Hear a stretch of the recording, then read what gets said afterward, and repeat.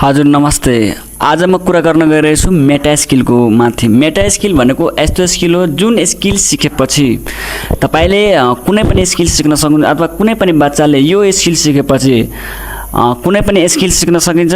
अनि यो स्किल भनेको फाउन्डेसनल स्किल हो, एकदमै बिल्डिङ ब्लक्स स्किल हो। जस्तै बिल्डिङहरुको फाउन्डेसन हुन्छ त्यस्तै यो स्किल फाउन्डेसनल हो। अनि यो स्किल सिकेपछि कुनै पनि बच्चाहरूले, नानी बाबुहरूले अथवा कुनै पनि व्यक्तिले अर्को स्किल छिटो सिक्न सकिन्छ अनि अर्को स्किल एकदमै इजी तरिकाले सिक्न सकिन्छ। अनि यो स्किल भनेको एकदमै अत्यन्त एकदम भाइटल रोल प्ले गर्छ त्यसको करियर बिल्डिङ गर्नमा, त्यसको कुनै पनि फिल्डमा जानको लागि भनेको यो एकदमै इम्पोर्टेन्ट स्किल हो। अनि मेटा स्किल किन छ? मेटा स्किल भनेको एकदमै चाहिने नचाहिने स्किल, एकदमै चाहिन्छ नचाहिन्छ त्यो स्किल हो। अनि यसमा 5 वटा स्किल आइन्छ हैन, अनि 5 वटै मिलेर एकदमै एक अर्कासँग रिलेटेड छ। अनि यो स्किल भनेको 21वीं शताब्दीको लागि जुन इन्फिनिटी लेभरेजको वर्ल्ड छ अहिले कोडिङ एन्ड मिडियाको जुन लेभरेज छ हैन, मिडिया भनेको कन्टेन्ट क्रिएटिङहरुको, प्रोग्रामिङहरुको, सफ्टवेयर डेभलपिङ जुन अहिले वर्ल्ड छ एआईहरुको हैन, त्यो अहिलेको युगमा यो मेटा स्किल धेरै नै इम्पोर्टेन्ट छ। अनि त्यसैले जुन छ बच्चाहरुको अथवा व्यक्ति कुनै पनि व्यक्तिहरुलाई यो स्किल अत्यन्त नै जरुरी छ, त्यसैले सिक्नुपर्छ। नमल रविकान्तले उहाँले भन्नुहुन्छ कि यो मेटा स्किल जुन छ उहाँले नै एक्सप्लेन गर्नुभएको छ, वर्ल्डलाई उहाँले दिनुभएको छ हैन।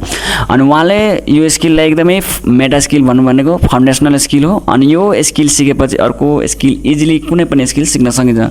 नमल रविकान्त जुन कि ट्विटरको एन्जल इन्भेस्टर हुनुहुन्थ्यो, अहिले 1500 करोड भन्दा बढीको नेटवर्क उहाँ छ।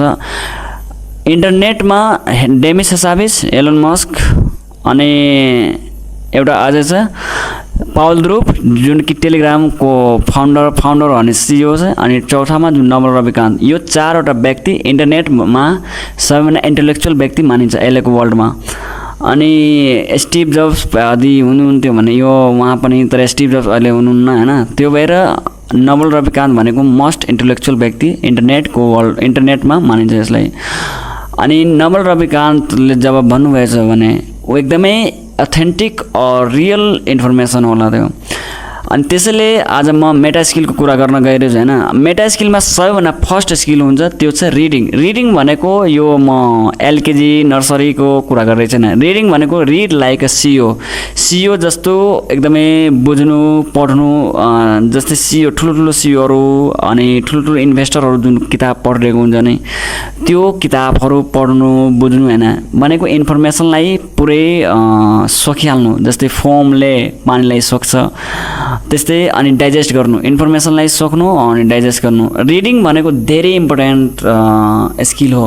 अनि रिडिङ किन जरुरी छ? किनभने न्युटनको जुन फर्स्ट ल छ कि कुनै पनि अब्जेक्ट सेमै मोसनमा रहन चाहन्छ त्यो जबसम्म एक्सटर्नल फोर्स अप्लाई हुँदैन भनेको हाम्रो लाइफ जुन छ त्यही फर्स्टै ल जो अफ मोसन जुन छ न्युटनको, त्यो फर्स्ट ल अफ मोसनमा नै आधारित हुन्छ।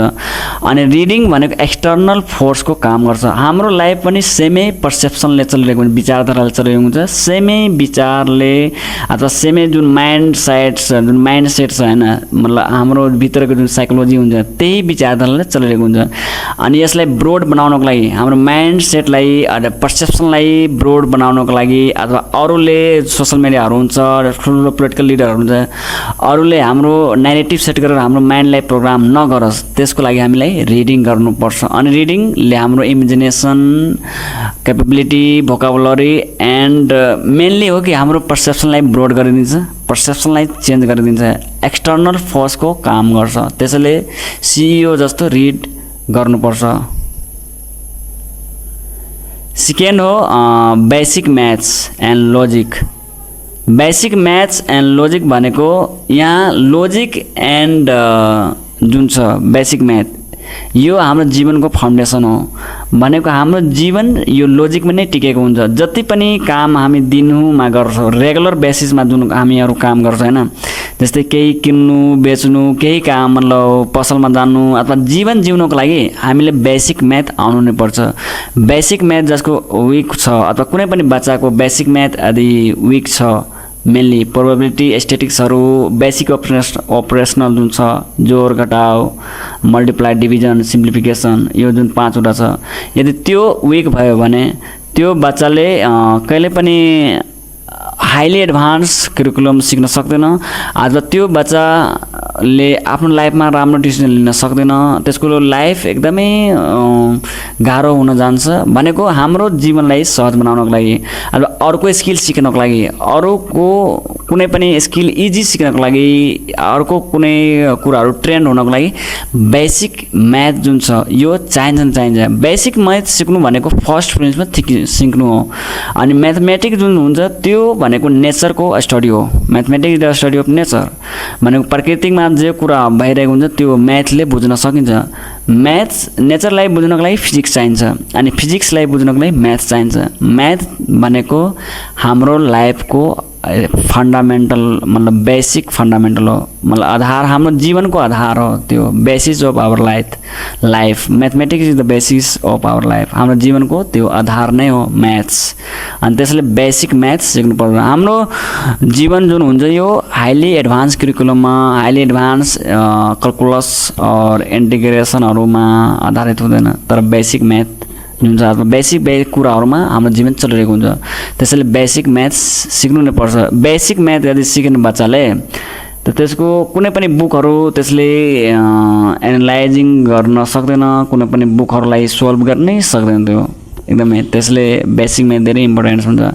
थर्डमा छ राइटिङ। राइटिङ मिन्स भनेको थिङ्किङ हो। जबसम्म कुनै पनि बच्चाले अथवा कुनै पनि व्यक्तिले सोच्न सक्दैन तबसम्म लेख्न सक्दैन। अनि राइटिङ भनेको आफ्नो आइडियालाई एक्सप्रेस गर्नु। धेरै बच्चाहरू हुन्छ कि अलि बोल्नमा गाह्रो भइरहेको हुन्छ तर लेख्न अलि राम्रो लेखिरहेको हुन्छ होइन, अनि लेखेर त्यो एक्सप्रेस गर्न सकिरहेको हुन्छ। राइटिङ भनेको यहाँ ब्लगहरू लेख्नु, स्टेटस लेख्नु, ट्विट्स गर्नु ट्विटरमा।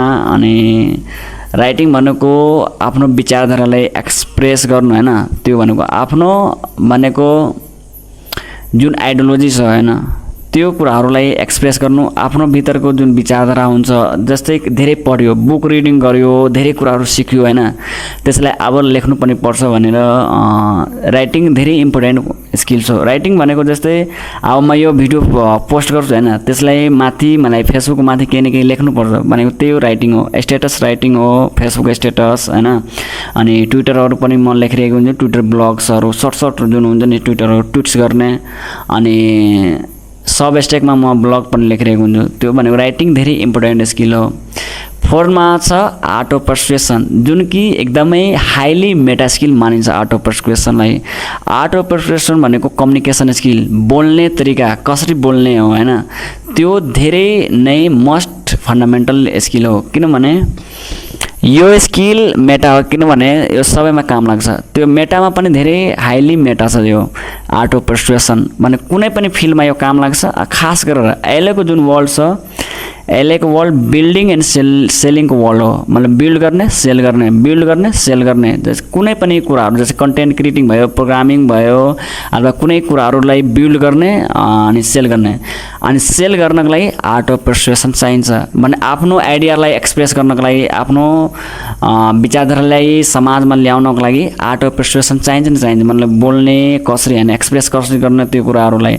अनि जबसम्म आफ्नो आइडिया समाजमा तपाईँले एक्सप्रेस गर्नुहुन्न तबसम्म समाजलाई कसरी थाहा हुन्छ? समाजलाई के थाहै हुँदैन कि यसको भित्र अब के छ होइन, कति नलेज छ अथवा के गर्न खोजेको होइन। आफ्नो जुन आइडियोलोजी हुन्छ नि, आइडियोलोजी जबसम्म तपाईँले इम्पोज गर्नुहुन्न तबसम्म समाज सोसाइटी जुन हुन्छ इन्फ्लुएन्स चाहिँ हुँदैन।